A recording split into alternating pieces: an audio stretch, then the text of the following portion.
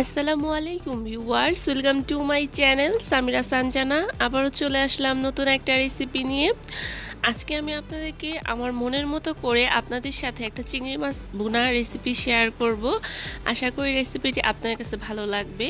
আর এই রেসিপিটা তো আমার অনেক ভালো লাগে। আর এই রেসিপিটা যেদিন আমি বাড়িতে করি সেদিন আমি একটু পরপরই ভাত খেতে থাকি। অসম্ভব মজাদার একটা রেসিপি। আর যারা আমার মতো ঝাল পছন্দ করেন তাদের জন্য তো এক কথাই অসাধারণ।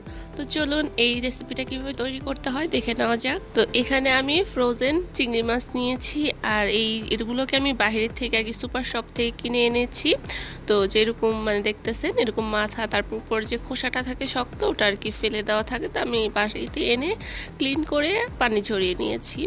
আমি এখানে এই চিংড়ি মাছগুলো নিয়েছি। আপনারা বাজার থেকে ফ্রেশ চিংড়ি মাছ যেগুলো ওগুলো কিনে আনতে পারেন। তো চলে যাব এখন রান্নার জন্য। তো প্রথমে আমি চুলায় একটা ফ্রাই প্যান বসিয়ে দিয়েছি। তার মধ্যে আমি পরিমাণ মতো রান্নার তেল দিয়ে দিলাম। তেল দিয়ে দেওয়ার পরে এখানে আমি বড় সাইজের একটা পেঁয়াজ কুচি করে রেখেছিলাম, ওইটাকে একটু সটে করে নিব। দিয়ে দিলাম লবণ দেওয়ার পরে এখানে আমি দিয়ে দিলাম মশলা। এখানে আমি 1 চামচ জিরার গুঁড়া, 1 চামচ ধনিয়ার গুঁড়া, 1 টেবিল চামচ লাল মরিচের গুঁড়া আর 1 চামচ হলুদের গুঁড়া দিয়ে দিছি। ব্যাস, আমি এখানে আর কোনো কিছু দিব না। তো এখন হচ্ছে আমি এখানে সামান্য পরিমাণ কিছুটা পানি দিয়ে আমি মশলাগুলো আর পেঁয়াজগুলোকে ভালোভাবে কষিয়ে নিব। আপনারা চাইলে এই পর্যায়ে কিন্তু আদা রসুন ব্যবহার করতে পারেন, তবে আমি আদা রসুন দিব না, কারণ চিংড়ি মাছের মধ্যে আমি কোনো সময় আদা রসুন দেই না। এতে করে আমার মনে হয় কি চিংড়ি মাছের যে একটা ফ্লেভার আছে ওইটা নষ্ট হয়ে যায়। তো এই তো আমি চলে আসলাম যখন মশলাটা পুরোপুরি কষানো হয়ে যায়, অর্থাৎ তেলগুলো যেরকম উপরে ভেসে উঠেছিল, ওই পর্যায়ে বুঝতে হবে যে কষানোটা হয়ে গেছে। তো আমি এখানে চিংড়ি মাছগুলো দিয়ে দিলাম। চিংড়ি মাছগুলো দিয়েও আমি আরও 5-6 মিনিট মিডিয়াম আঁচে মাছগুলোকে কষিয়ে নিব। আজকে আমি কষানোর মাধ্যমে চিংড়ি মাছগুলো ভুনা করতেছি, তবে আপনারা চাইলে ভেজেও ভুনা করতে পারেন। তবে আমার কাছে না চিংড়ি মাছগুলোকে ভাজার চাইতে কষায় যদি বসাই তাহলে বেশি ভালো লাগে আর কি। আর এই তো আমি 5-6 মিনিট সময় নিয়ে চিংড়ি মাছগুলোকে কষানোর পরে এটাকে রান্না হওয়ার জন্য আবারও পরিমাণ মতো পানি দিয়ে দিলাম। ফিরে আসছি পুরোপুরি রান্না হওয়ার পর। আর এই তো চলে আসলাম পুরোপুরি রান্না হওয়ার পর, পানিগুলো টেনে উপরে তেলগুলো ভেসে উঠেছে।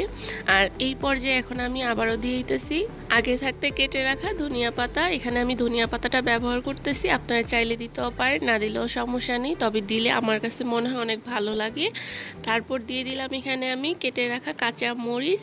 এটা আমি স্পাইসির জন্য দিয়েছি, তবে আপনারা চাইলে দিতেও পারেন, না দিলেও সমস্যা নেই। আমরা নর্মালি রান্না করার সময় যেমন 4-5টা কাঁচামরিচ ব্যবহার করি, ওইটা দিতে পারেন। আর আমার মতো যদি এরকম ঝাল পছন্দ করেন তাহলে এরকম বেশি করেও কাঁচামরিচটা দিতে পারেন। তো এই তো দেখুন আমার এটা তৈরি হয়ে গেছে।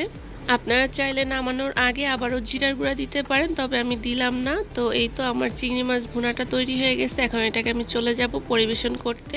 আর এই তো তৈরি হয়ে গেল আমার খুবই সহজ এবং কি অসম্ভব মজাদার চিংড়ি মাছ ভুনা।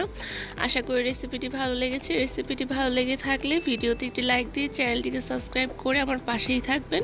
তো আজ এখানেই বিদায় নিচ্ছি। আল্লাহ হাফেজ।